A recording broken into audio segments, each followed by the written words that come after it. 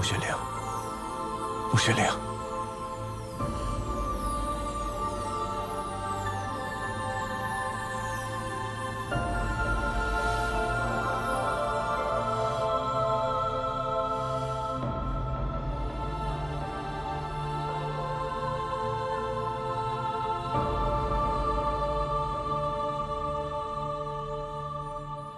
你醒了。 谢雪晨，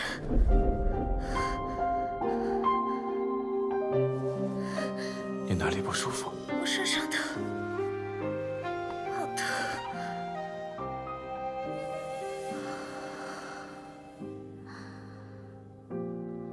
我头好疼，我心口好疼，我手脚也疼，好疼。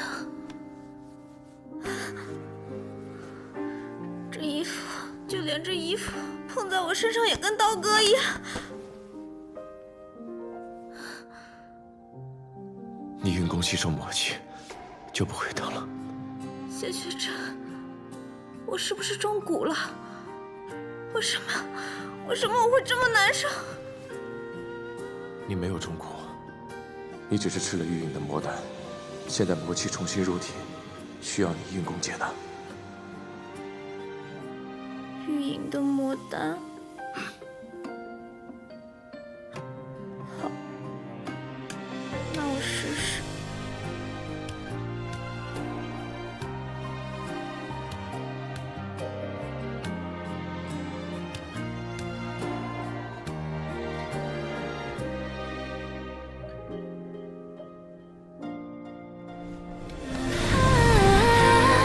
请随我缘起世间的花火。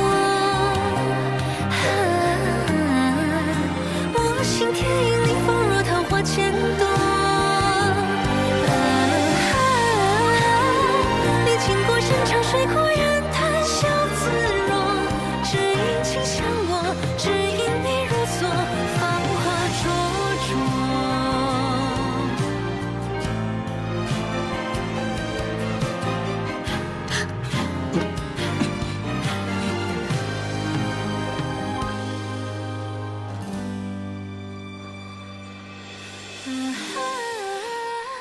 请随我跃进世间的花火，我心田因你放若桃花千朵，历经过山长水阔，任谈笑自若，只因情相无痛，无扰，无气，无念，冷静，忘记。谢雪晨，你干嘛呢？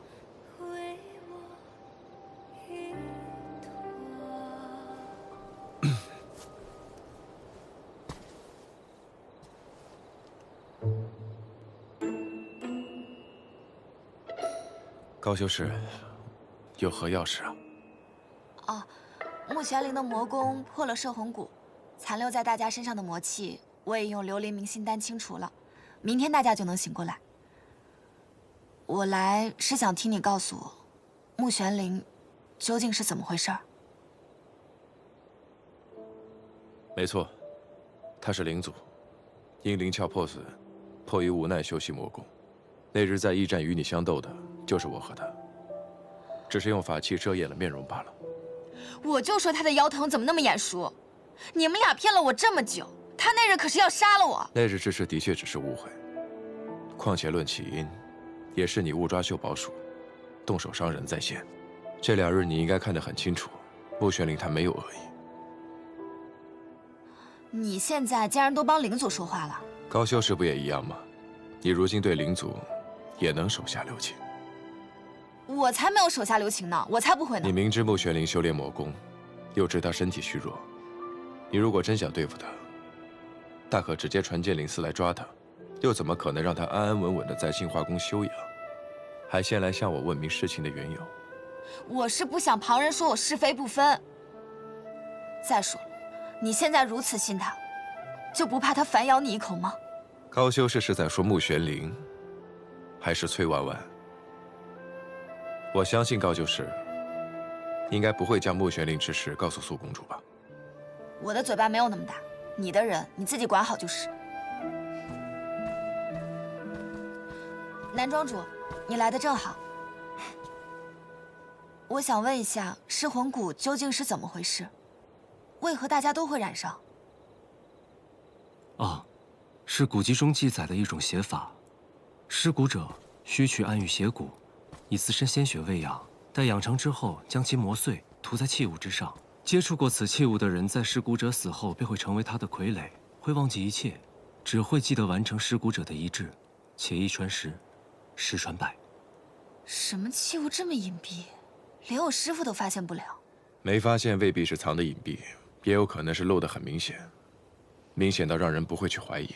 什么意思？是崔婉婉。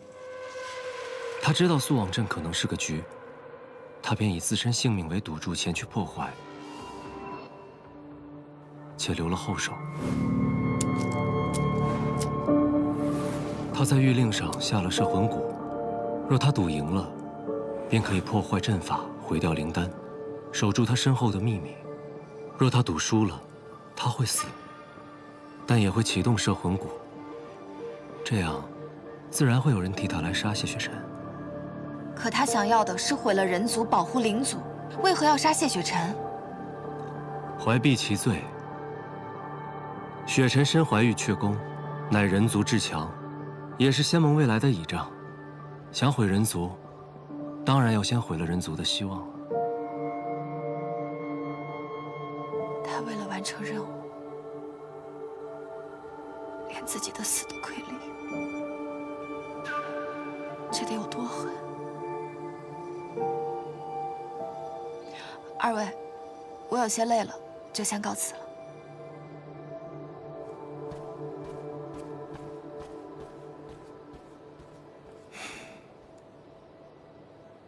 你怎么回来了？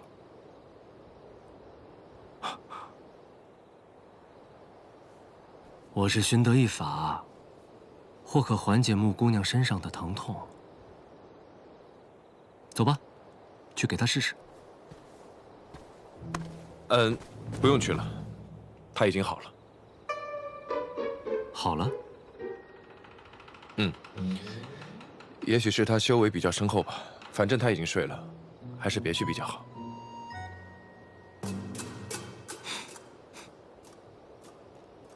你应该知道，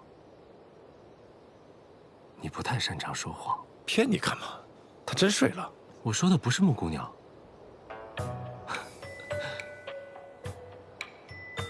曾经谦卑不醉的谢少城主，如今竟说的一句不饮酒。你这谎说的也太明目张胆了吧？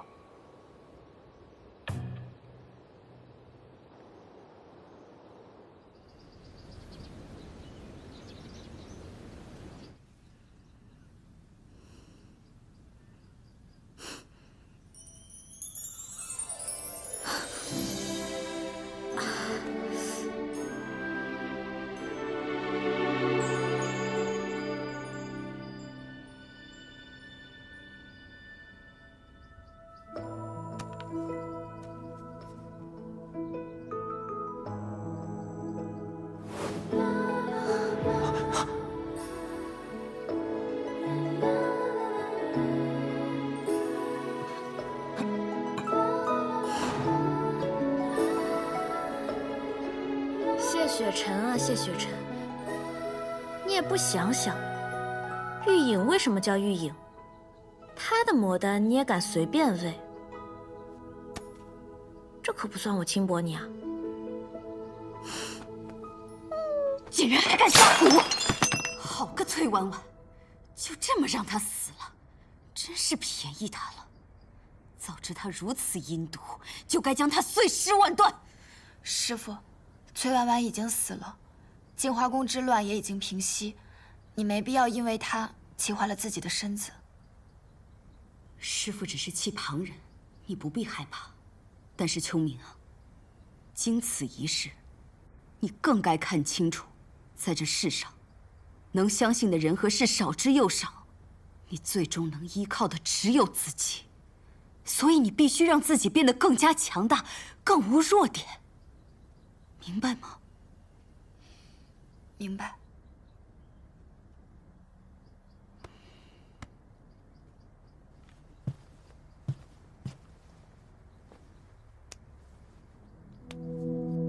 昨夜之事，我虽记不太清，但也有片刻印象。谢雪晨的灵力尚未恢复，傀儡之乱闹得那么凶，仅凭你们5人，就能平息整场乱局。谢雪晨虽然灵力还没有恢复，但他观察入微，找到了傀儡的破绽。再加上南虚月的法阵是天下一绝，他2人配合，自然是能破除邪蛊的。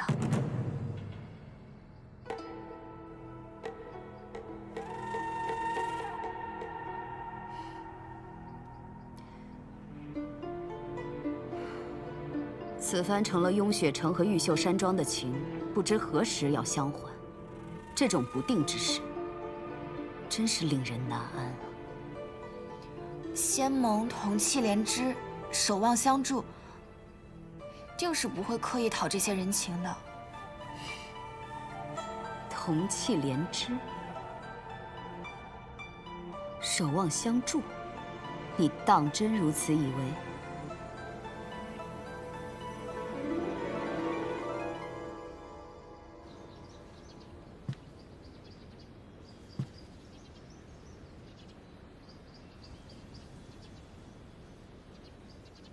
听闻仙盟修士卯出晨起，谢少宗主今日似乎起晚了些，难不成是因为想着什么人什么事，反复回味，夜不能寐，所以起晚了？休要胡言乱语！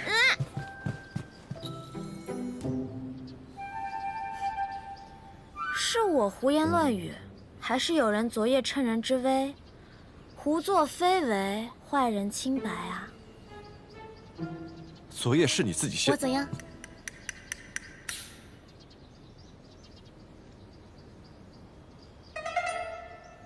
丹药是你喂的，我怎知你是无心还是故意？说不定有的人口是心非，嘴上说着不要，心里却……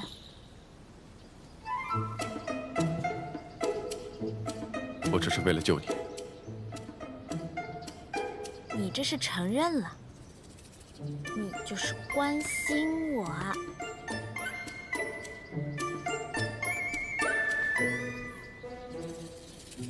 甚至关心到要去偷看我的小册子，我早说给你看了吗？你偏偏要偷看，难不成是觉得偷的更刺激啊？谁说我偷看了？我昨夜将它放在你的枕边，你醒来之后便会看到，便能想到我看了。哦，所以我没有隐瞒，不算偷看。谢雪晨，你觉不觉得这很诡辩啊？你这人就是嘴硬。哦，不对，你的嘴硬不硬，我最清楚。其实呢，还挺软的。原来能躲开，那为什么昨晚不躲？你能不能别躲了？亲一个。哟，穆姑娘，昨夜耗损甚多，这么早便醒了，可有好些？多亏谢少宗主昨夜相助，已经恢复的差不多了。这不，我特意来谢谢他。仙盟事迹，在镜花宫逗留已是耽搁，还是尽快回云秀山庄，以传送阵回雍雪城。来这之前，我便已经吩咐下去，让人准备阵法所需材料。赶紧走，我们去与苏公主辞行。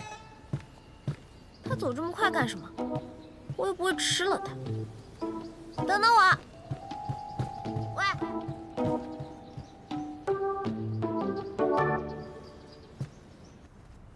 苏公主，镜花宫之事已平息，雍雪城另有要事，特来向公主辞行。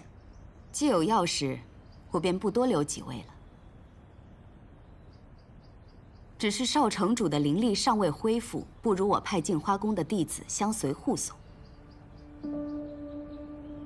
印秀山庄会相助谢少城主，公主可以放心。况且镜花宫刚经历一战，需休养生息才是。不劳烦公主了。秋明，替我送送几位。是。告辞。各位，请。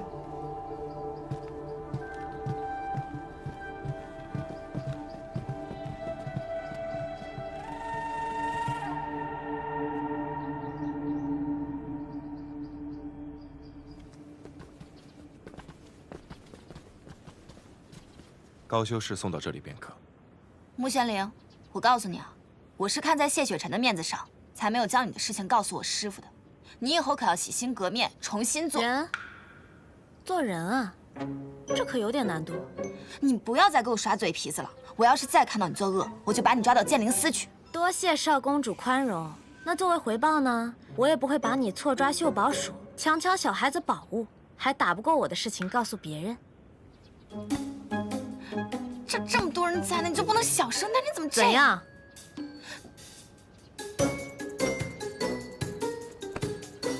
哦，我看既然二位有意谈和，没有这个意思。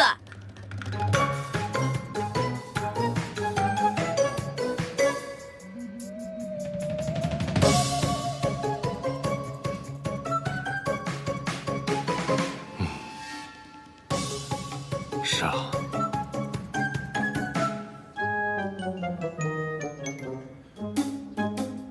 那也不该在此时此地吵吵闹闹的。有要事在身，莫要纠缠。慢走不送。你对高秋明的敌意，究竟从何而来？难道你与他有旧怨？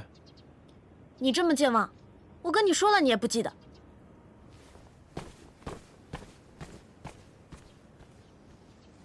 我健忘吗？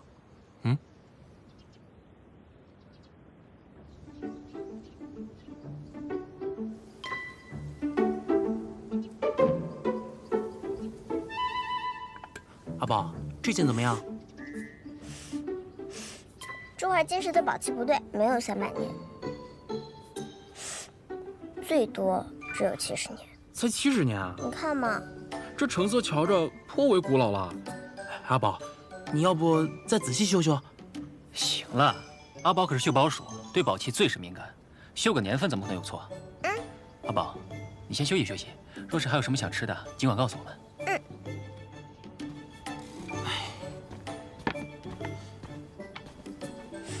阿宝，你要不先吃点点心吧？好。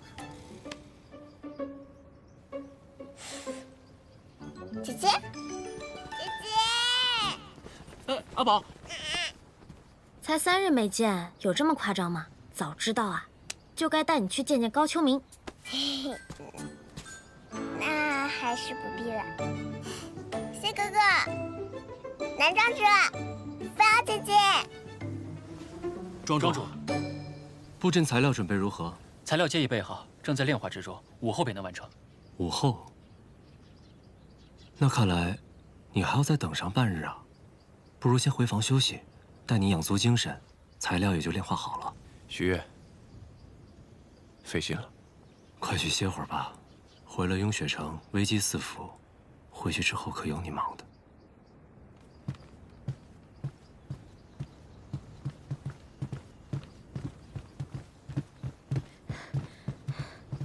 谢雪晨，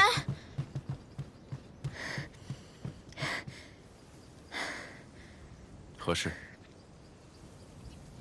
我就说你健忘吧，你还欠我一个答复呢。那我再问你一次，我跟你一起回雍雪城，好不好？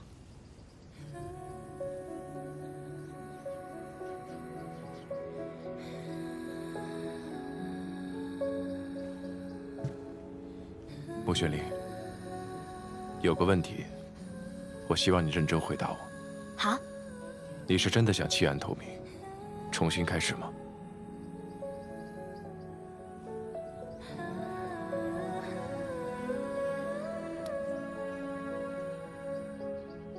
别动。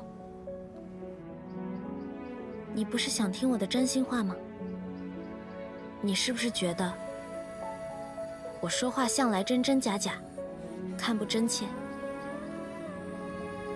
谢雪晨，我并非生来如此，我也有过很真诚待人的时候。你相信吗？可是，在暗域，光靠真诚善良是活不下去的。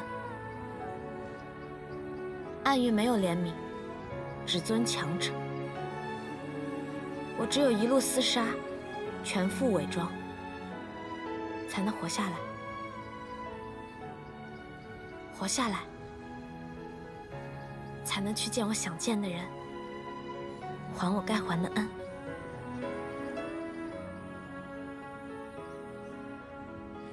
我现在很认真地回答你，我不想再回暗域，我想活在阳光下。你愿意带我走吗？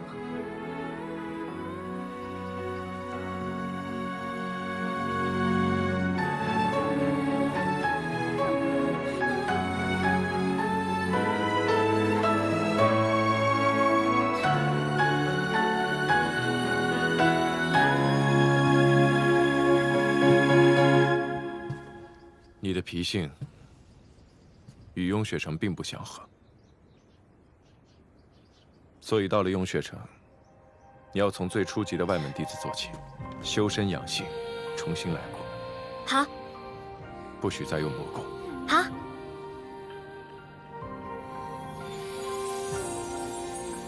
更不许纠缠我。好。这个有点为难。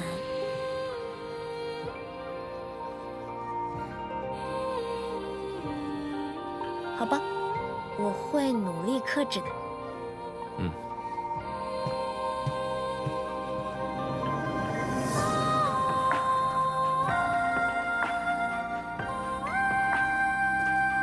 姐姐，你真的答应哥哥了吗？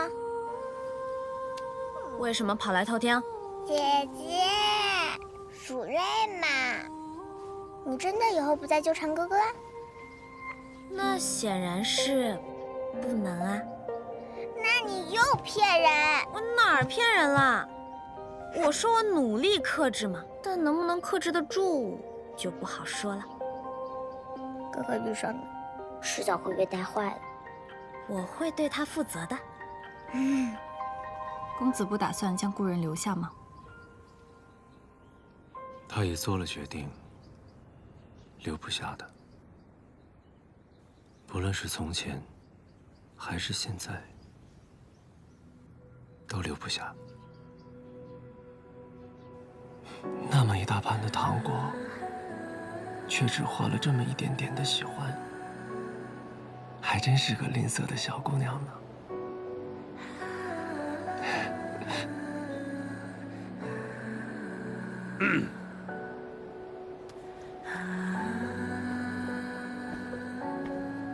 父亲，方才你在和谁说话？啊，一个小灵奴。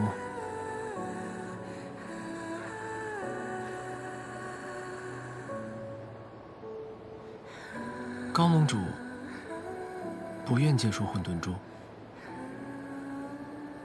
其实恢复不了石窍也无妨，我还能做很多事。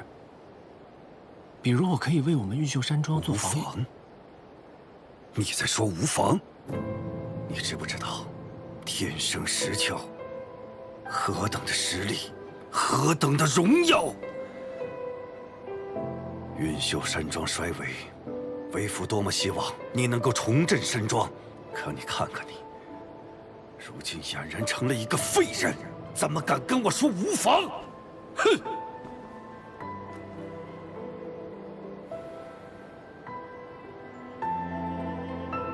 高风雪不会借混沌珠，走吧。父亲，那我可以带走刚刚那个小灵奴吗？你在跟我开玩笑吗？毁了三窍，你就是个废人，一个没有用的人。你凭什么去和仙盟盟主提要人？你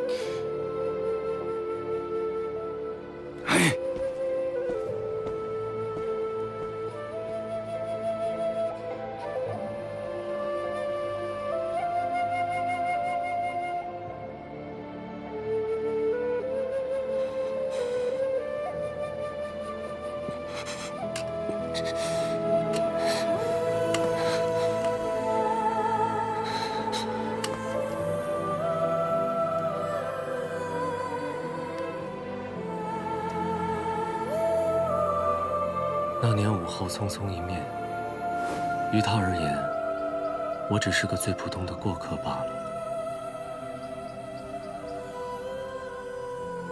从前带不走，如今留不下，不在恰当的时机，一切便都是错的。那公子打算止步于此？止步？我还未曾探清他是否是我那梦中之人。他不留下，我便陪他一起走，又如何？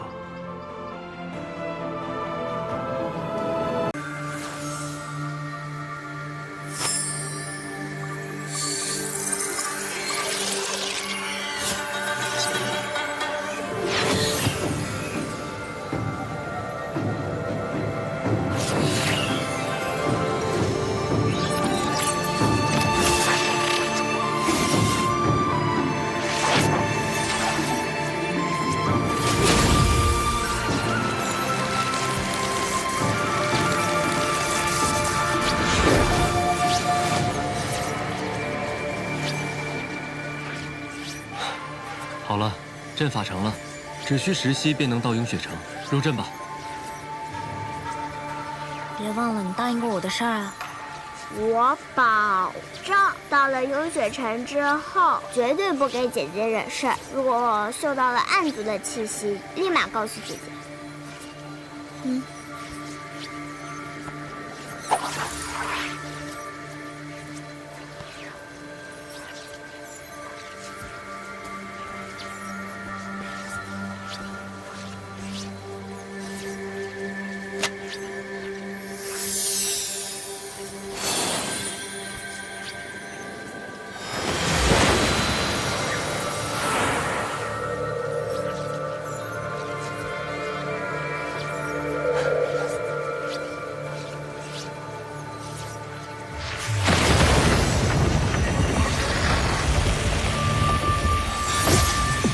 怎么回事？有人逆转了法阵，改送为杀。风瑶，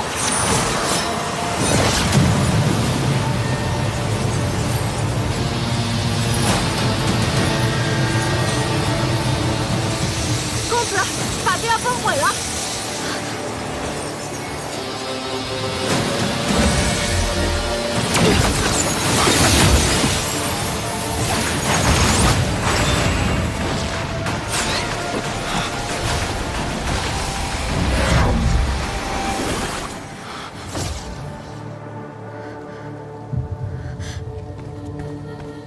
没事吧？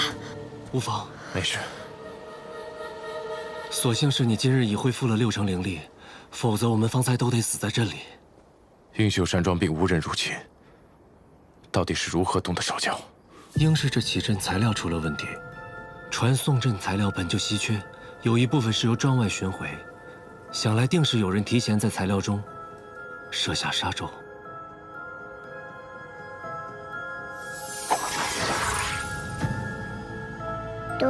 都怪我没能及时嗅出杀咒的气息。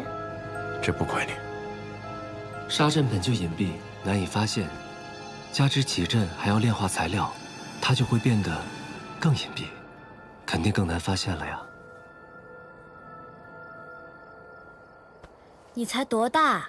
要是连杀阵都能嗅出，就不用到处吸宝器修炼了。我们都在呢，还轮不到你自责。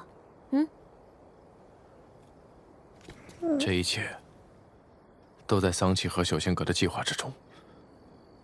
或许从净化宫开始，就是个一石二鸟的局。你是说，净化宫出事，一是为了盗取玉令，二是为了声东击西，好让他们有机会对传送阵动手脚？你最是精通阵法，若你在，很容易发现材料出了问题，所以他们故意闹出大动静，将你也一并引开。也对，南庄主研修出传送阵一事不是秘密。你从暗域出来之后，没有直接回雍雪城，而是选择来运秀山庄。他们应该已经猜到你灵力尚未恢复，想要借传送阵回雍雪城，还真是环环相扣。步步杀招。眼下我更担心幽雪城的情况，不知他们会如何出手。纸雁发出已有几日，谢盟主定已收到消息，你也不必过于忧心。如今材料已毁，若要再次寻起，需要多久？这恐还需10天半月吧。那还有没有别的办法，能尽快回雍雪城？倒是还有一物。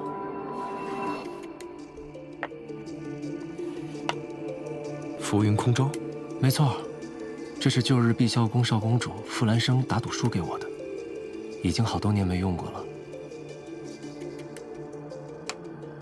传送阵呢，时息便可抵达，它就要耗时多一些，所以一开始并未考虑。只是眼下这情况，用它代步，总比御剑和骑马强吧。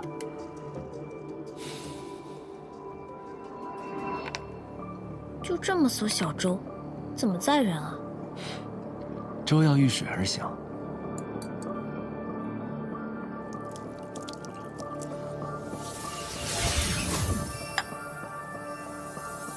现在我们便可上路了。怎么上啊？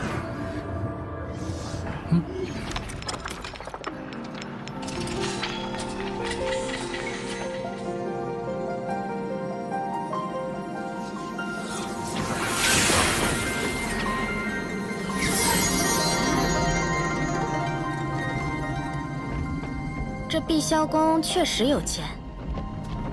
你们雍雪城财力怎么样？你把我从暗域绑出来，我可没带什么钱。做雍雪城弟子有没有津贴啊？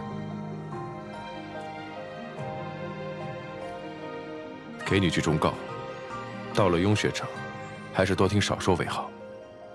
要是犯了事惹了怒，我可不会帮你。你现在是这么说，方才危急关头也不知道是谁，只有6成灵力，还是分了护盾保护我。谢雪晨，你就承认吧，你就是舍不得我死。舍不得你死，和不让你死，根本不是一回事。嘴硬。虚月，此次危机比我料想的要严重很多。你并非仙盟中人，不必继续犯险。雍雪城你别去了。现在说这样的话，也晚了。桑启与朽仙阁联手对我运秀山庄出手，毁我天才地宝，这笔账我定是要讨回来的。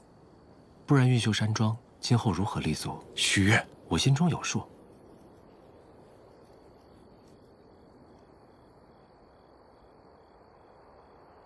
既已同行至此，那便一起走下去吧。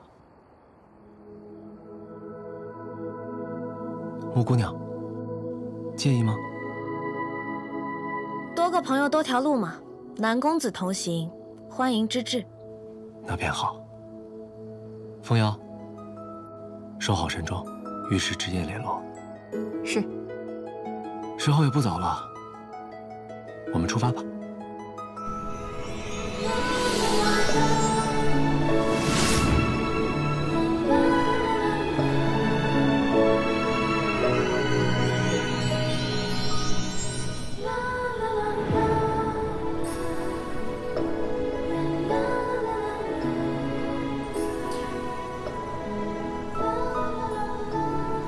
阿宝，别颓废了，出来吧。爹爹要是知道我是这样一只没用的叔叔，会不会不要我呀？行了，你都没见过你爹，哪来这么深的感情啊？爹爹就是爹爹，没见过也是爹爹。没见过的爹娘，也算爹娘吗？当然算了，你要劝他说爹爹。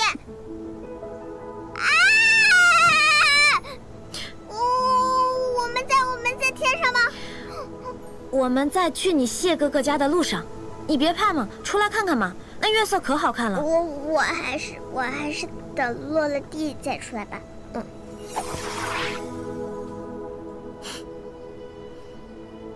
就你这小破胆，还想跟着我啊？啊，是的，我想要学本事。穆姑娘，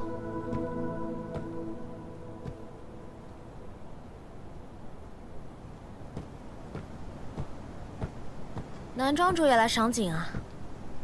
还是先要恭喜穆姑娘得偿所愿啊！谢谢。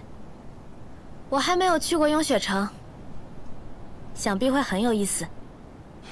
应该说，因为穆姑娘的到来，雍雪城会变得很有意思。所以，你也觉得谢雪城无趣，对吧？穆姑娘其实是知道的，并不是她想无趣。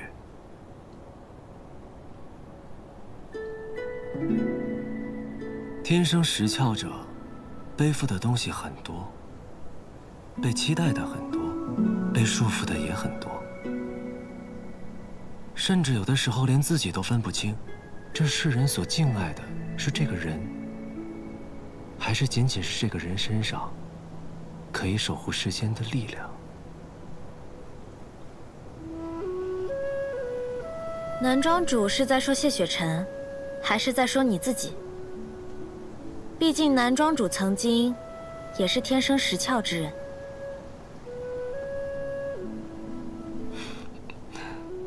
穆姑娘果然聪慧，不过方才你也说了，那只是曾经。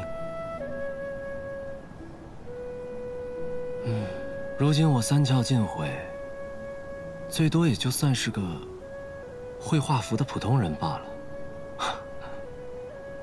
堂堂运秀山庄庄主，当世法阵第一人，又决定聪明。你若只是个普通人，那让那些真正的普通人该如何自处呢？好吧，好吧，算我食言了。我这个人说话比较直接，还请南庄主见谅。我只是觉得，一个能从绝境中杀出一条新路，重新立于顶峰之人，并不需要那种廉价的安慰与同情。我不想，更没资格展示什么自以为是的善良。那种怜悯，是对你的看轻。我想你不会认同，更不会高兴。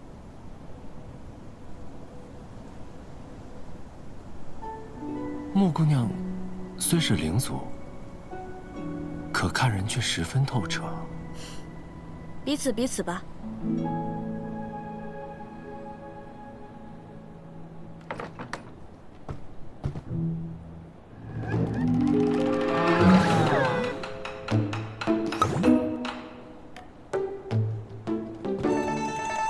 你也来看风景啊？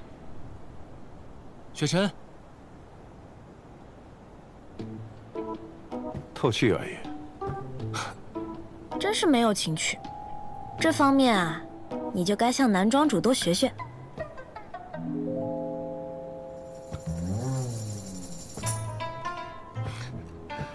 到了雍雪城，你若再这般说话，恐怕是没几日就要被逐出师门。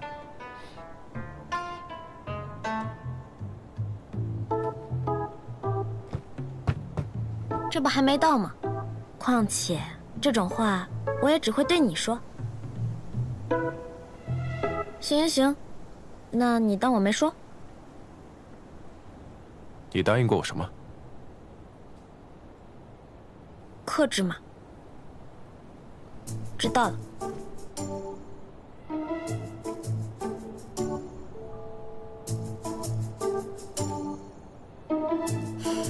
这心情一糟，连带着月色都不这么好看了。你们聊吧。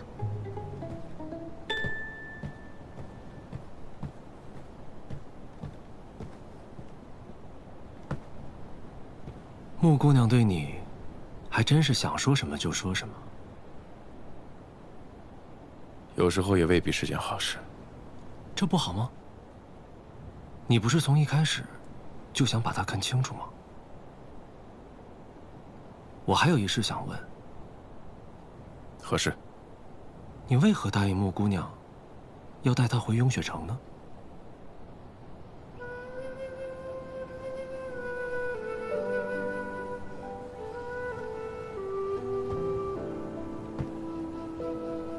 曾经人灵之战旷日持久，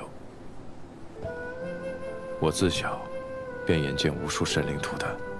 如今战事早已结束，但伤痕却从未弥合。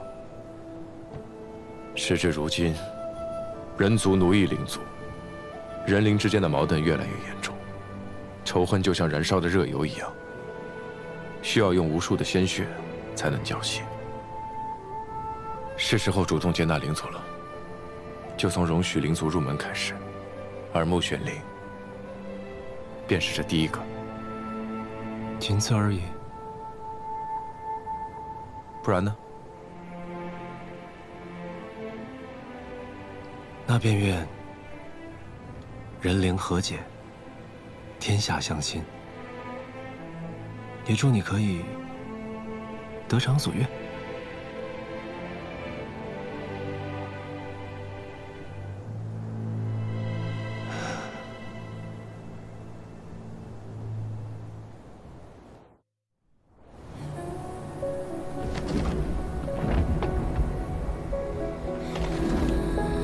这就是雍雪城啊，看上去也不像是什么好玩的地方。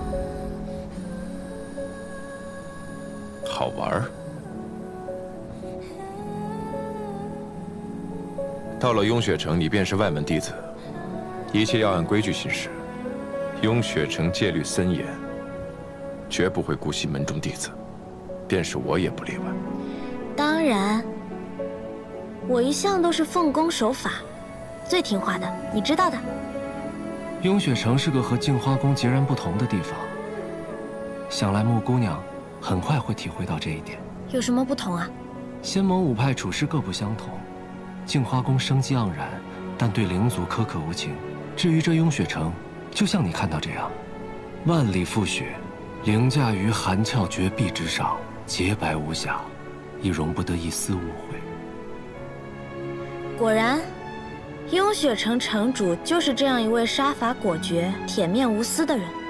不过没关系，如果他凶我的话，我相信谢少城主也一定会保护我的，对吗？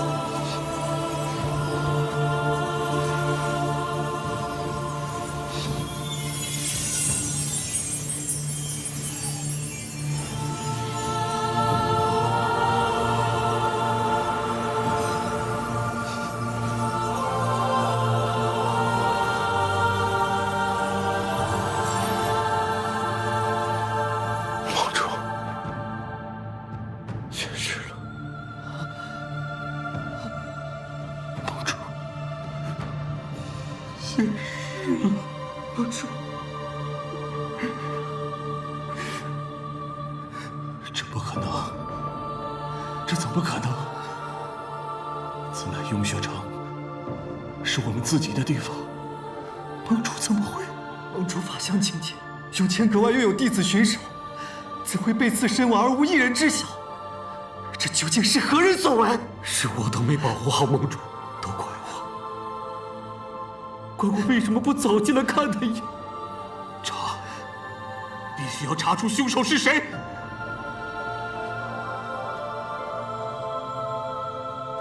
盟主，桑启联合仙盟内奸意图夺主，万望小心，我会早日归去。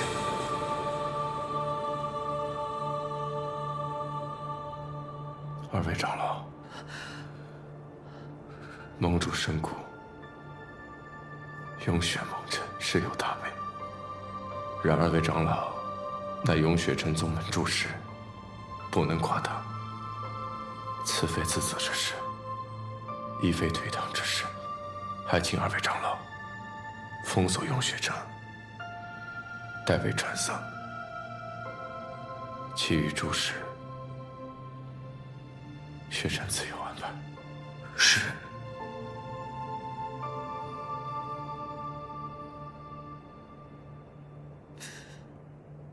这纸烟未被打开，却染上了血。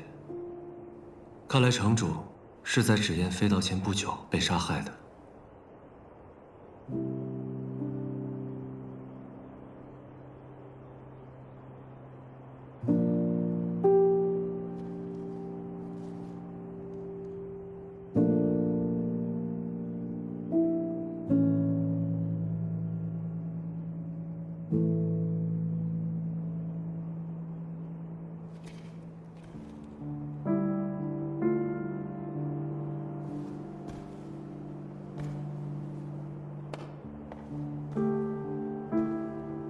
凶手是为这掌门谕令而来，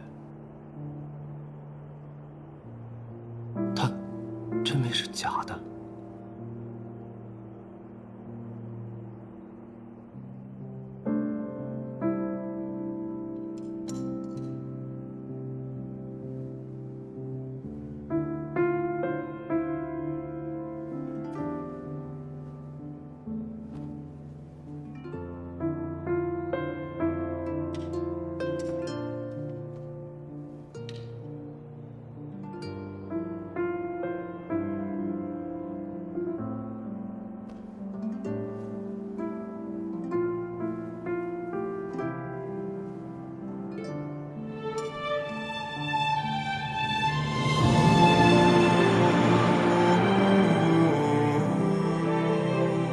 剑修无论何时都不能扔下自己的剑。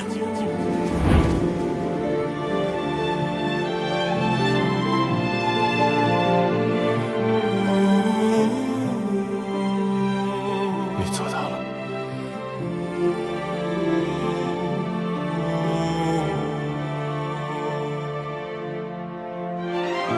燕头，在。父皇盟主的遗体。是。你要去哪儿？他去查看混沌珠了。看来净华宫一事，不是一石二鸟，而是一箭三雕。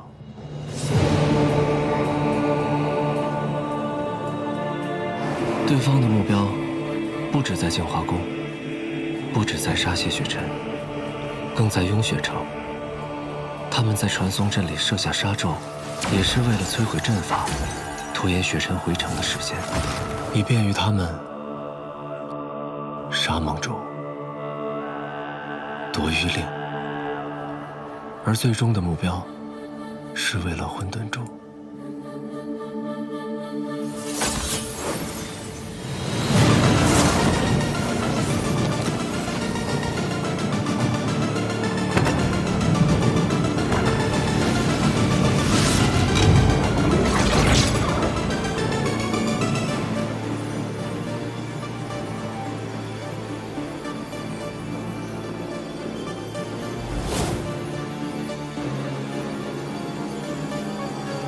救得了镜花城，却救不了自己的父亲，他心里该有多自责？这是无解的局。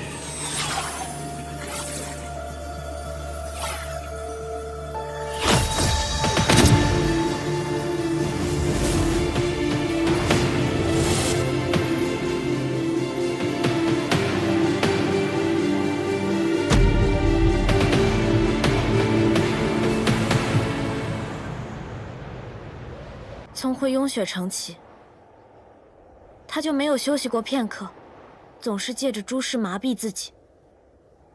再这样下去，他会垮的。他知道谢盟主心中的期待，混沌珠、雍雪城、人族、苍生，每一样都被排在丧父之痛的前面。他只能这么做。可他就没有为自己想过吗？南庄主，你认识他多年，他一直都是这样吗？说起来，那是很久以前的事了。因为都是天生石窍，我与他总被拿出来相提并论。可很长一段时间，我们从未谋面。直到有一次，万仙镇出现了一道裂隙，有很多暗族流窜，为祸人界。我与雪尘同被派到两界山阻拦暗族。那是我们第一次相见。那时的他与现在有很大不同。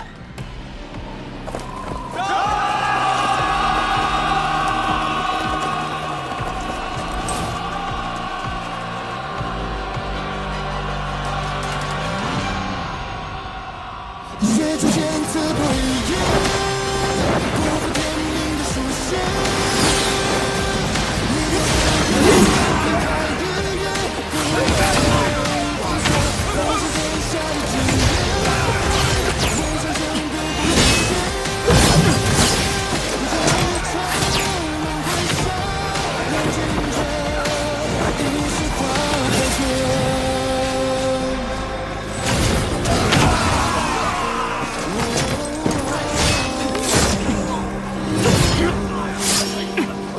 愚蠢！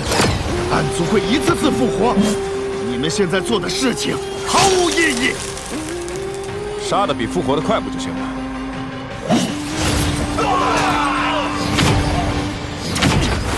血逐渐刺破一夜，不负天命的书写。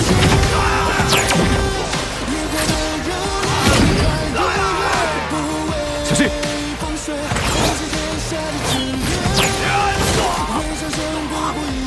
我算得过。原来你就是那个能捕会算的，不如我们比一比。一个。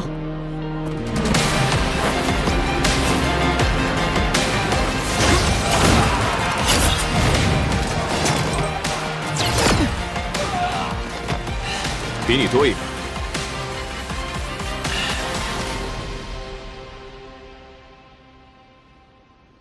你怎么样？受得住吗？无碍，我早知道自己不会殒命于此。常听人说起你，有兴趣去雍雪城一游吗？原来谢雪城还有这么争强好胜的时候。谢盟主一直待他甚严，可他那时少年意气，总是不服管。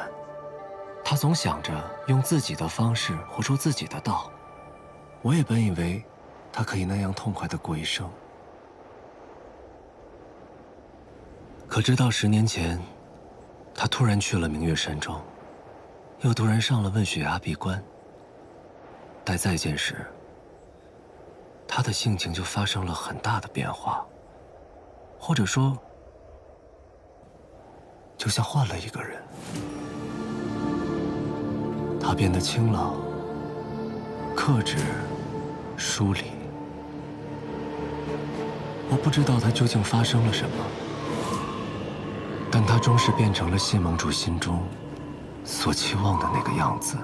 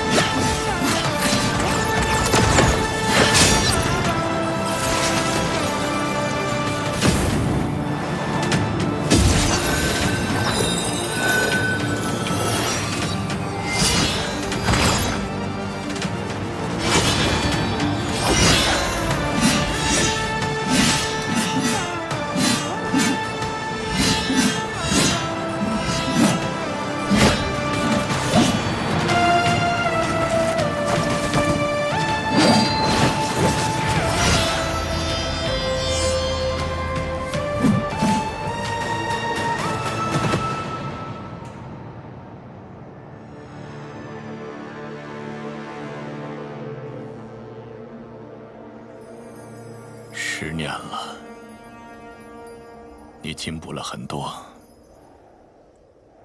比我强了。盟主，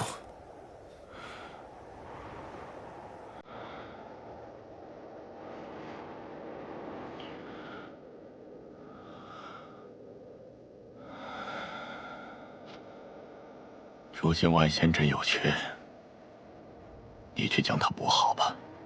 遵命。等你回来了，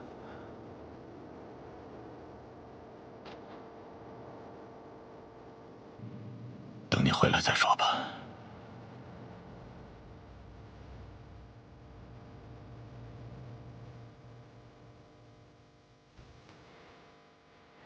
修道者不能有情当以身奉道，难道你忘记了？济世救人，以苍生为业，这是你的道心吗？若是如此，那更要断情绝爱。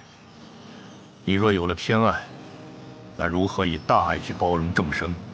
你不该偏爱世间一人一物，包括你自己。等你回来了，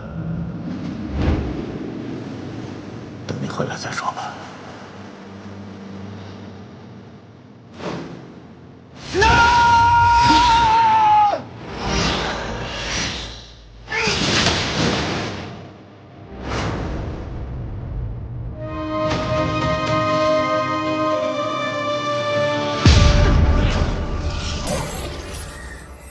大晚上的，跑到这问血崖上来练剑，就不怕闹出雪崩，淹了整座雍雪城啊？你来干什么？走。你心里难过，连带着我这手环闪啊闪的，我怎么睡啊？我让你走！谢雪晨，被人看到脆弱，不是什么丢脸的事儿。你若想看，我现在就可以哭给你看。走。我不需要你的安慰。谢雪晨，你为什么要这么压抑自己呢？就因为你父亲说，修道者不能有情。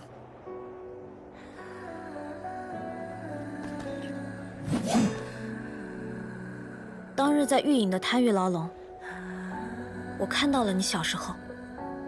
你父亲认为，无情才不会偏私，才能成就大爱。我不敢说他一定错，但我认为，大道无情，修道却应该有情。如果一个人连小爱都不曾懂得，如果心里只剩荒芜和冷漠，那如何能明白世间万物存在的真正意义？又如何能做到爱及众生呢？只因为你天生识窍，亘古罕见，你父亲便将这视作你的宿命。但谢雪晨，其实没有人可以框定你的未来。人有七情六欲，喜怒哀乐，一定有它的道理。我是灵祖，我都有感情。你是人，怎么会没有呢？有感情，就一定要释放出来，表达出来。强行压在心里是会生毛病的。谢雪晨，你和大家一样，都是血肉之躯。你已经做得够好了。好。曾经我一直不愿听他的话，多有违逆，终是犯下大错，无法挽回。现如今，我以为我已经做到了无情无爱，但原来他的要求我根本就做不到。问雪崖道别那日，我真的很想唤他一声父亲，但最终没有勇气开口。我就是这般犹豫，这般怯懦。父亲想说的话，我再也听不到了。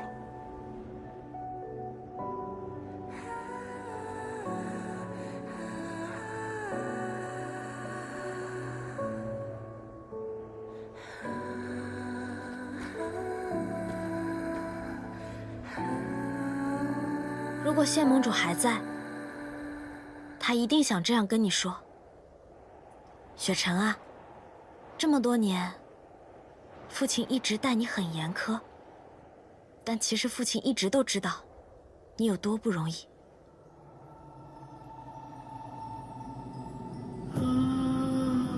从你出生起，我便用苍生宿命的责任束缚着你。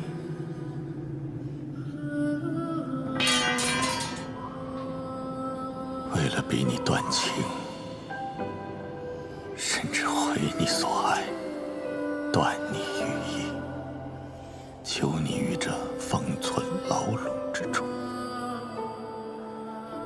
而这一切，只是为了应对将来可能有一日你会面对的困境。父亲也常常在想，是否是我太过由天自扰？也许断情并非唯一的方式。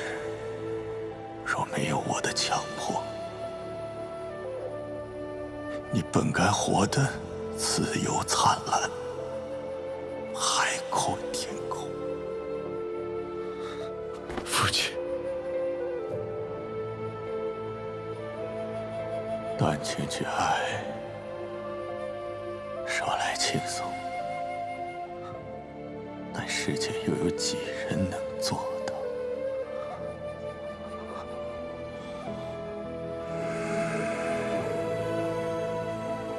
自己都做不到的事情，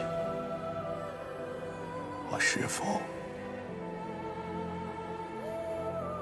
也不该逼你？雪晨啊，父亲老了，终有尽时，总有一日会离开。也许父亲的道也已经老旧了，未来是属于你们年轻一辈的，去走你自己的道吧。父亲相信你，你会用自己的方式承担起责任，守护好你该守护的一切。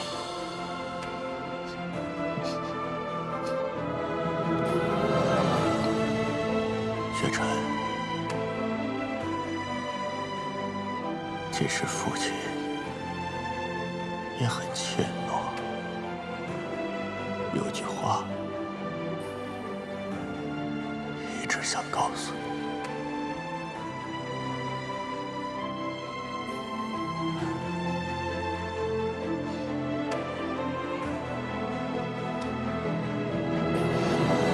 父亲很爱你，很爱你。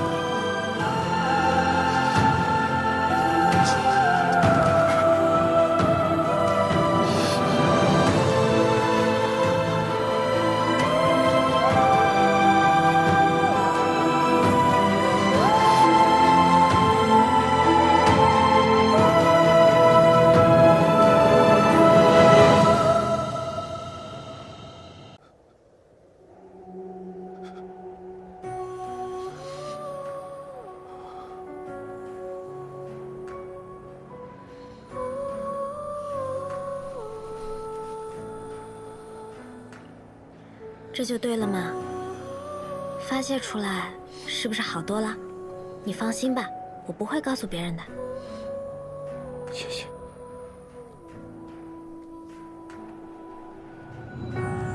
今日是我入门的第一天，苍长老安排我住在弟子寝庐，回去晚了是要被记过的。明天就是盟主的丧仪，你早些休息。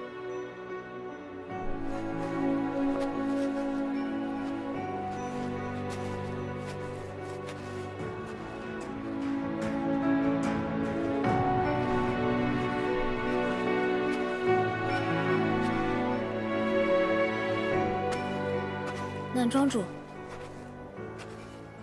多谢你带我来这里，否则我还找不到他呢。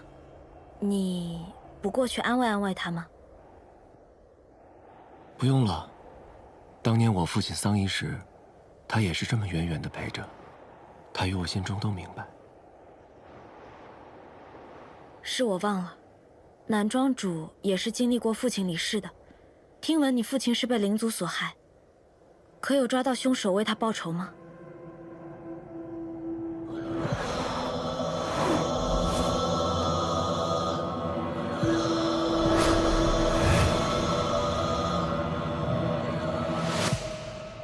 该死的人都死了，该报的仇也报了。那就好。我送姑娘回寝楼吧。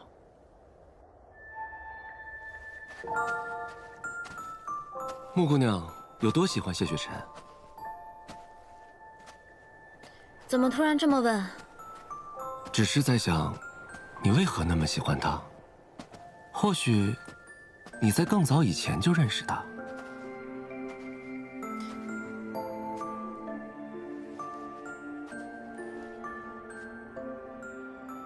你的反应告诉我答案了。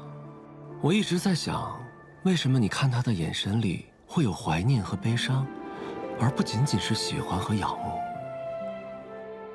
穆姑娘的眼睛里藏着很多事情，只是当局者迷，旁观者清。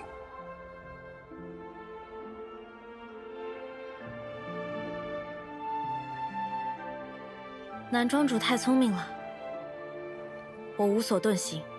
只是他已经不记得了，你为何不告诉他？原来是想告诉的，但渐渐又觉得他心里的苦够多了。我与他的相识，于他而言，着实算不上愉快。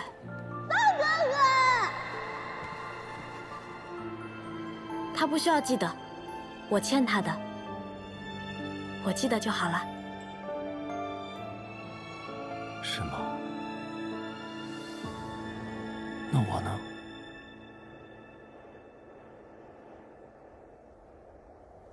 你还记得我吗？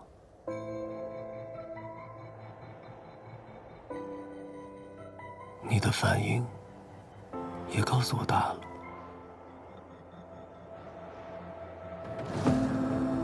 虽然你的模样变了，可我还是能从你的身上感受到熟悉的气息和眼神。我那时不知道你的名字，却记得你的脚上有一个锁灵环，而脸上有金色的纹印。那时我刚失三窍，父亲带我去明月山庄接混沌珠。所有人看我的眼神都是充满了同情，可唯独你看透了我。你知道我不需要被怜悯，你视我如常人，你向我承诺，我给你糖果，而你会给我一点点喜欢。我来做你的朋友，好不好？我听人说，喜欢很宝贵。你把你的糖分一点点给我，我把我的一点点喜欢分给你，好不好？你是那个公子？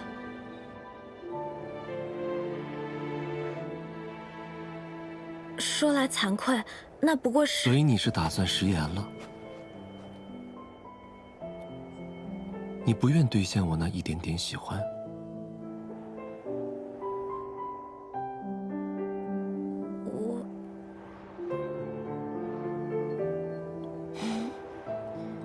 方才只是玩笑之语。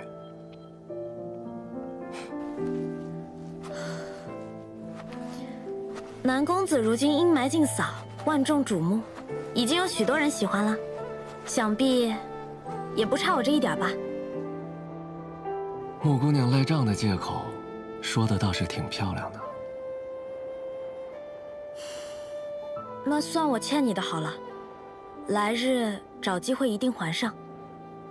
不过，你为何选择在这个时候与我相认呢？方才是你说的呀，有些事一直压在心里是会生毛病的。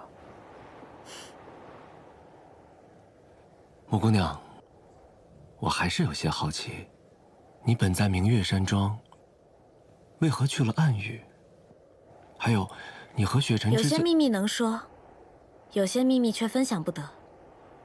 南庄主通透，应该能理解吧？无妨，走吧，故人。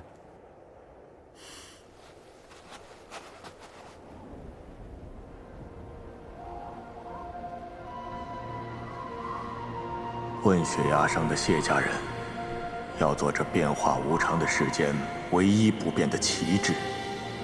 只要我们不曾改变，抬头望向问血崖的凡尘俗世，便也会流转不休。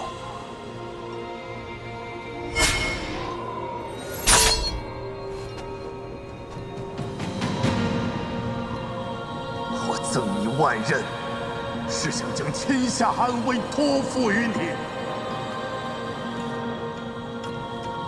万仞和玉令，皆代表信任。父亲相信，你一定能做得比我好。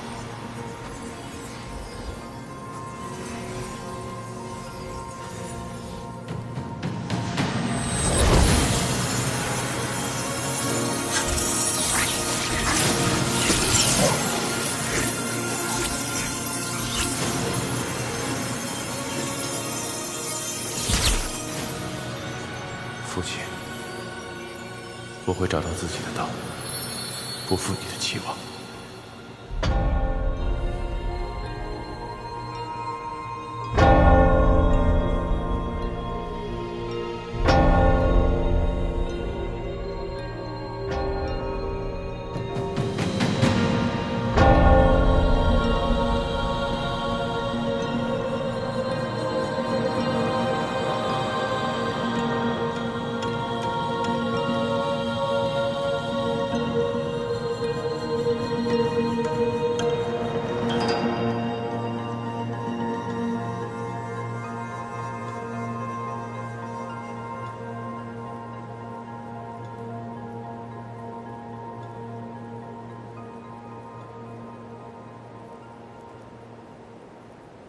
恭送盟主。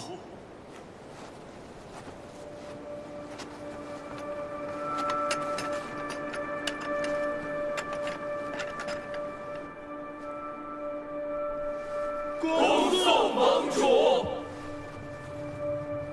雍雪城屹立仙盟千年，依靠的并非少数人之勇，而是所有同门坚不可摧的剑心。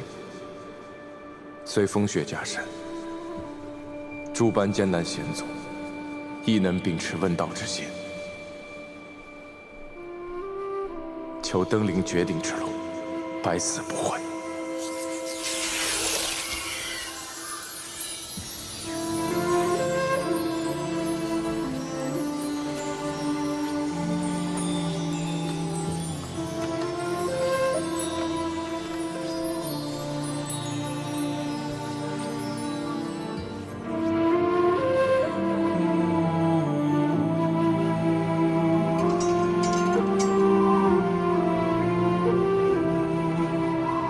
盟主生死，未来必定风雨飘摇，更需诸位一剑在刀，抵挡无悔。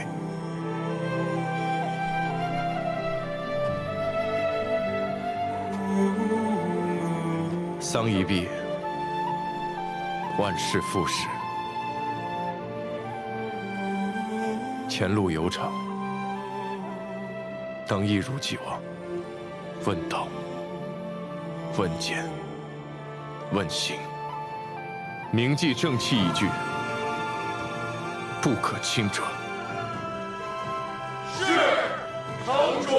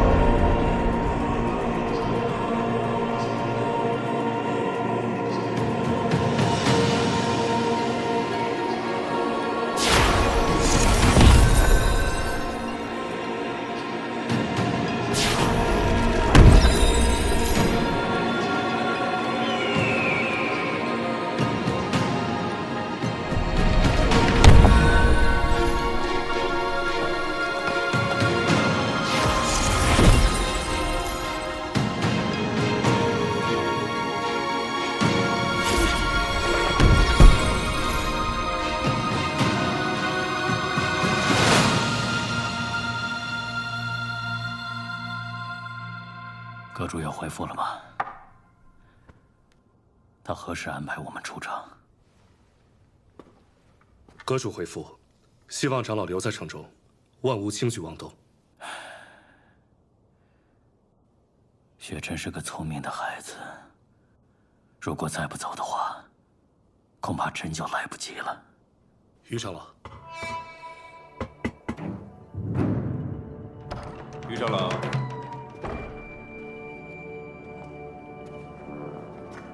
城主，请坐。请。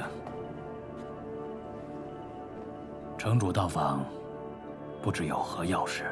于长老是否还记得，你我在10年前有一盘残棋还未下完？如果你不提的话，我几乎都忘记了。我记得那日你缠着我，非要与我下棋。如果我没记错的话，当时我还是个圣士呢。棋还没下完，输赢又怎能轻易判定呢？不如今日，你我就把这盘棋下完，如何？好啊。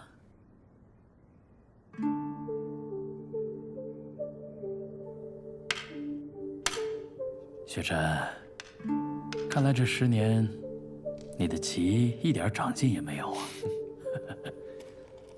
说起来，这盘棋也下了10年了。于长老，你还真是厉害啊！对我从不心慈手软。雪晨如此看重输赢，想必定是在这盘棋上下了赌注吧？不错，是有赌注。哦，可否说来听听？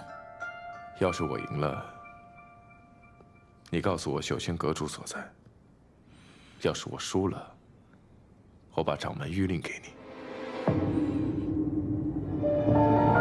他现在灵力残缺，上！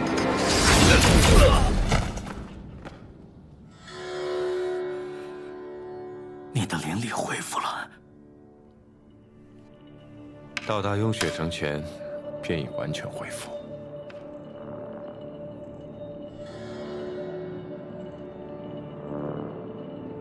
于长老执掌雍雪城刑律，应当最清楚。勾结修仙阁，谋害盟主，祸乱人界是什么罪？于长老应该很清楚，我在，你逃不出这个门的。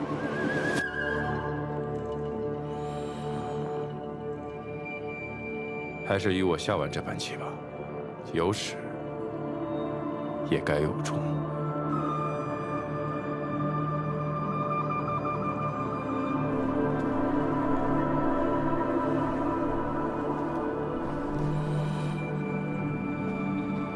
因何背叛？你可还记得，万仙阵曾经裂过，我曾带领众弟子抵御暗族侵袭，你和南巡月赶来救援。那一日，跟着我的弟子有210人，无一生还。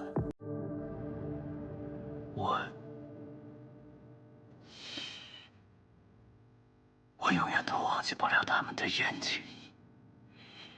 对于你们来说，诛杀暗族是那样的轻而易举，但是对于我们，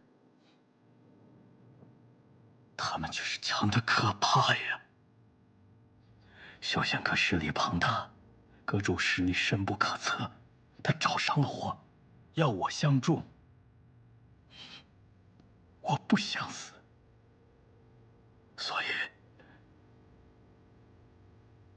所以只能择主而起呀。仅仅是因为怕死？仅仅。好一个仅仅！这就是你与我们的不同。死对于你来说是一件平常且无谓的事情，但是对于我们，活着才是内心所求。修仙阁主想要什么？天下太平。天下太平，以盟主，以你我，以所有人的血为代价是吗？你们要的不是天下太平，你也只是屈服于自己的恐惧罢了。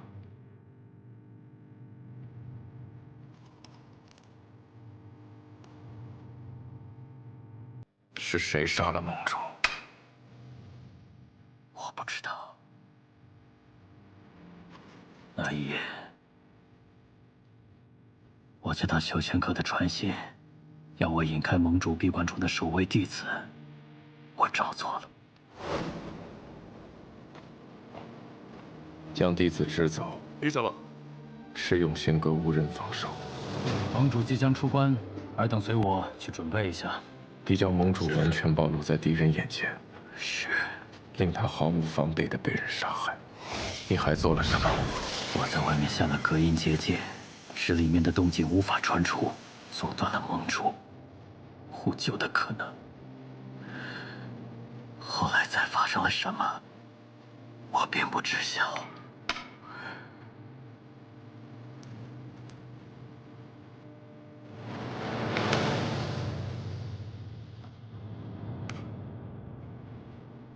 修仙阁主现在何处？修仙阁主行踪隐秘，没有人知道他在哪里。我与他传信，也非当面。雪晨，这盘棋局对你我来说，谁输谁赢，真的有那么重要吗？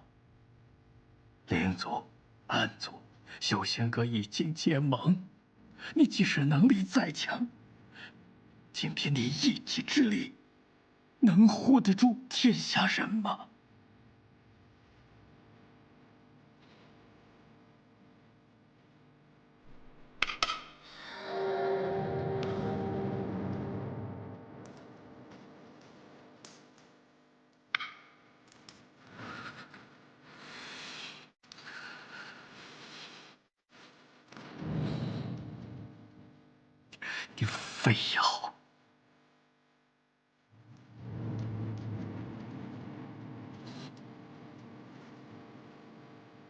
你非要赶尽杀绝吗？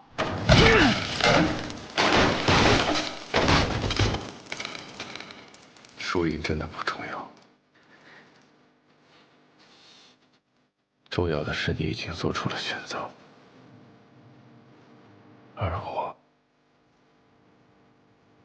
只想和昔日一起并肩作战过的人下完最后一盘棋。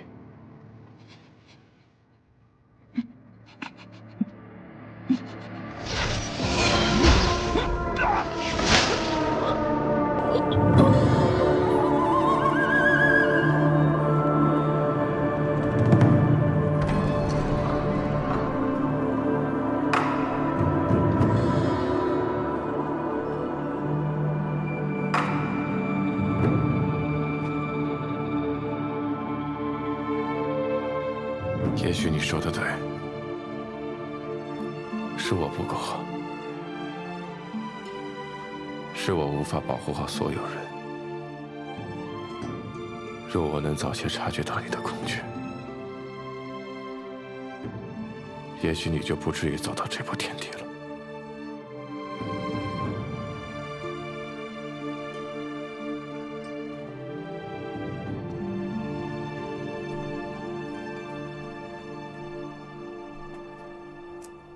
修真，安庄已经肃静。好，接下来就交给我处理吧。桑启和修仙阁不会就此停止动作。各派到达之后，必起波折。从今夜起，加强雍雪城结界，无论进出，皆要监控。是。哎，城主，我还有一事。那个新入门的弟子，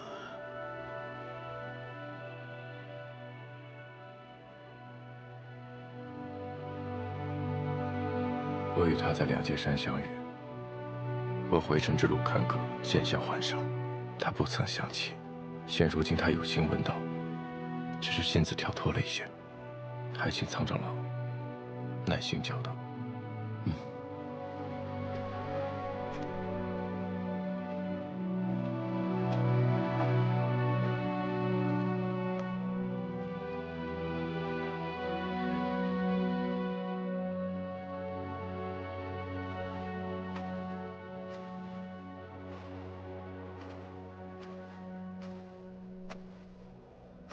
谢雪晨，你被我抓到了吧？身为雍雪城的城主，竟然杀了人族。我从没说过我不杀人族。世间法度，行凶者赎罪，杀人者偿命。我不枉杀，亦不姑息。那对灵族呢？一视同仁。可你们的剑灵司不这么想，有罪的人族在逍遥，无罪的灵族却在受苦。也不能一概而论，但是我会想办法改变的。怎么改变？从你好好做人开始。你这话怎么像在骂人啊？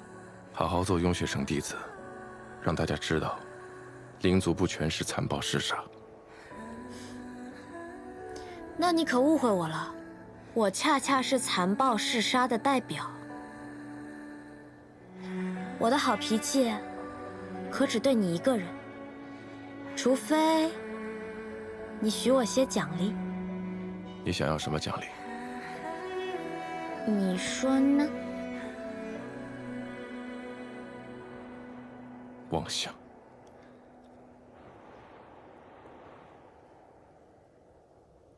从明日起，给我去承启堂上课。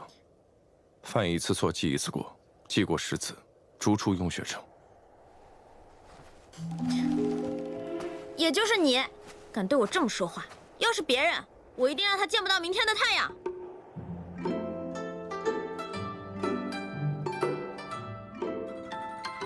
本以为入了雍雪城就能和谢雪晨多些相处，没想到还真要每天上课。穆玄灵，与大伙说说，你为何要拜入我雍雪城门下？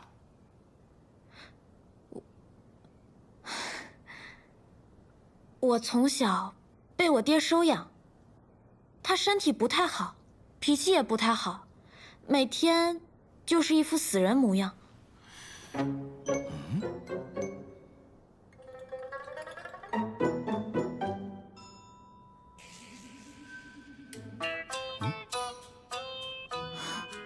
我们那儿寸草不生，比较贫瘠，只能靠打打杀杀为生。我爹为了让我更好的替他卖命，还将我扔进匪窝里，使尽各种手段逼迫我变强。幸得谢城主救我于水火。那然后呢？所以为了报恩，我就在这里了。啊，也好。仙盟5派，玄天门的严胄专治暗族，镜花宫的灵花灵草都是天下一绝，碧霄宫精研法器，灵居岛崇尚自然之力，而我雍雪城精修剑道。你说你受人指点过，现下让我看看你的修为和根基如何吧。不能让他们发现我是灵族，万一赶我出城就惨了。我还没有剑呢，不方便展示。无妨，心中有便可。仙盟修道，论有所成：出金丹，中元婴，上法相。法相之境，乃所有修士心中所求。为修者，道之显现，心之显现，或法之显现。此处乃雍雪城灵气最为充沛之地，有助于你们修炼法相入门的第一步。使心中所思所想出行画像。所以，大家需勤加修炼，打好根基。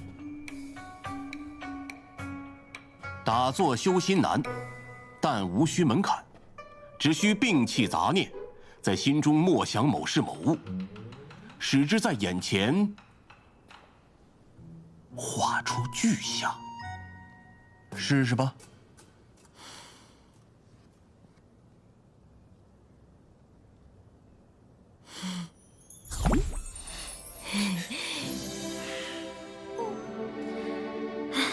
我这个具象是不是还挺强大？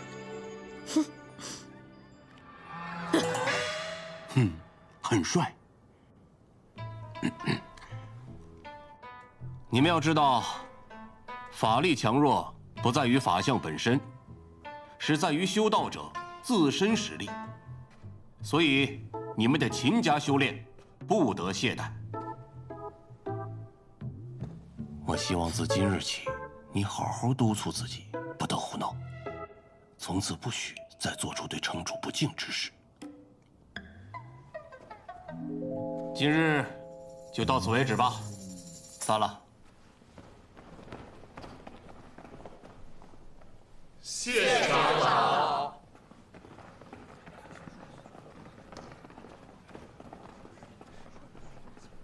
穆玄灵，长老还有何吩咐啊？你入门匆忙，我忘了告诉你，雍雪城的新弟子，除了清明、中秋、除夕能修木以外，每日需卯时晨起修习，直到晌午，午后根据指派做出一些诸如清洁、打扫、耕种、值守之类的活计。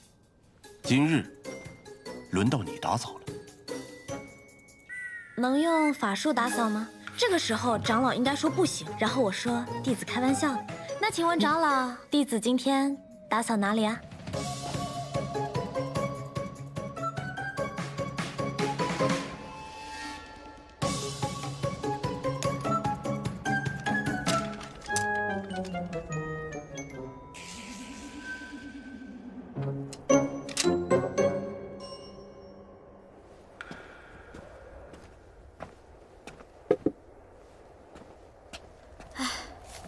你看起来有点烦躁，做了城主之后，是不是要操心的事儿更多了？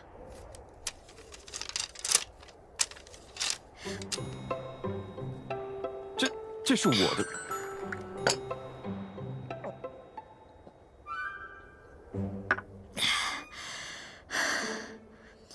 就这么渴？我今天扫了13处院子，外加1处茅厕。幸好，最后1处是你这里。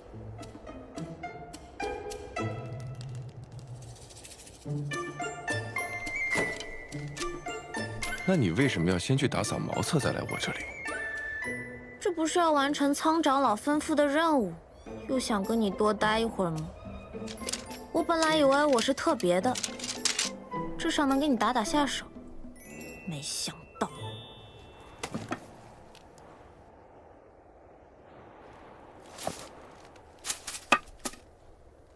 一视同仁而已。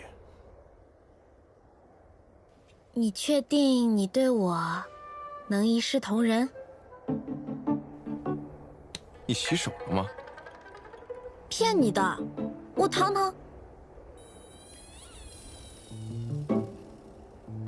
暗域圣女，不到万不得已，怎么可能去扫茅厕？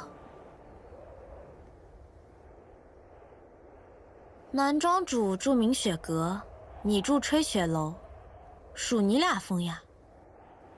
就连这院子里的树，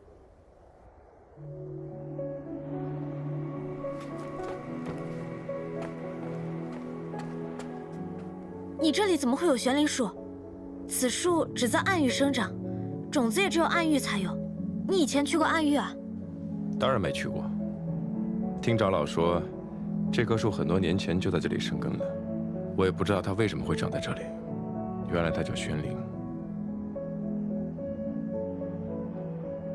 是你的名字。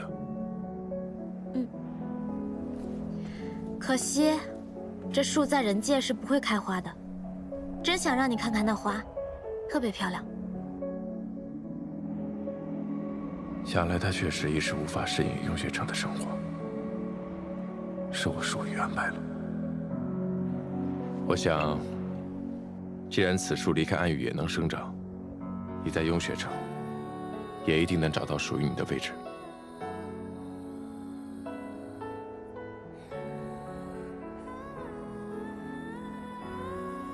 跟我来。先登堂，后入室，然后，谢雪珍，我来了。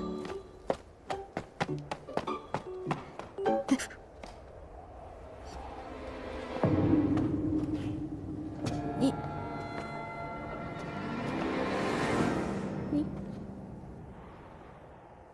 这柄剑，喜欢吗？你这样问，我敢说不喜欢吗？昨日在剑中，见你还没有佩剑，在雍雪城休息，剑很重要。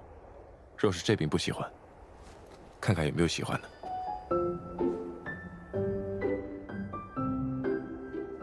这些剑都和你一样，太刚直了，我很感动，但都不适合我。跟我来。去哪儿？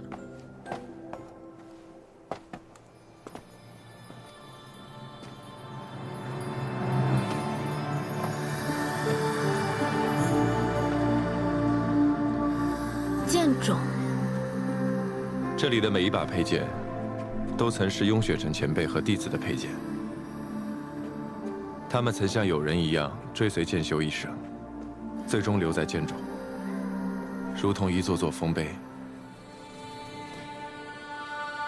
雍雪城新入门的弟子，可以在其中挑选一把，作为自己的佩剑。所以，他们的前主人都已经承上启下，继往开来嘛，我懂。雍雪城弟子不能无剑，方才的你不喜欢，便在这里挑选一把吧。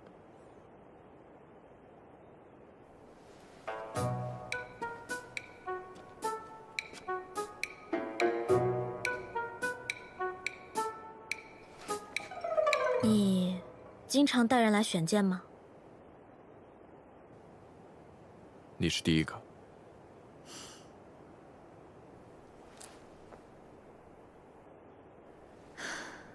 这么多剑，我怎么知道该选哪一把？你可以去感受剑的气息，选出与你连结最深的那一把。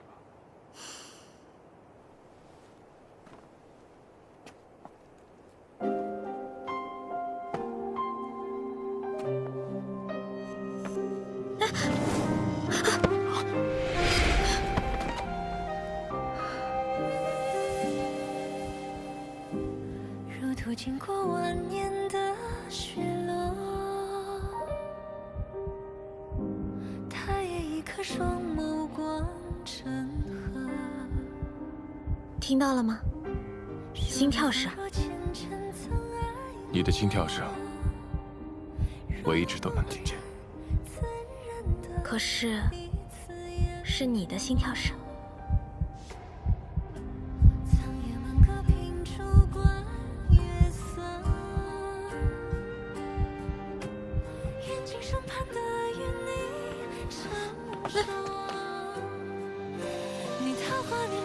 谢雪晨，我觉得你在勾引我，你这样会耽误我学业的。休要胡言乱语，赶紧寻剑。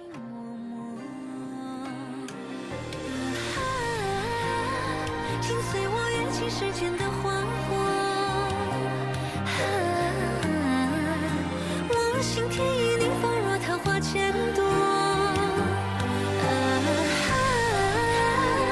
历经过千场水阔人谈笑自若，就这把吧。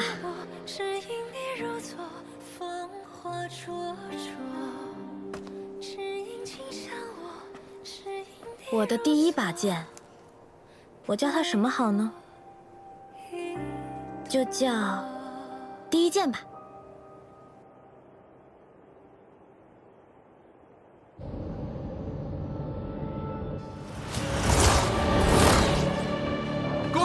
尊上出关。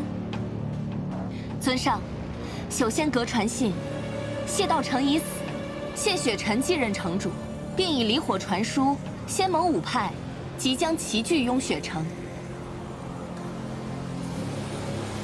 如此大张旗鼓，看来是想反客为主。谢雪晨的灵力恢复得如何？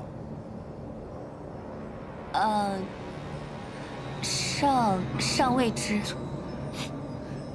尊上，咱为什么非要靠那朽仙阁去查呢？这种事交给知影探清楚不就完了吗？我有别的用处，告诉朽仙阁，尽快探清谢雪晨的实力。是。尊上，探清之后，莫非您要亲自上往雍雪城啊？不，我还在等一样东西。快了，酒库。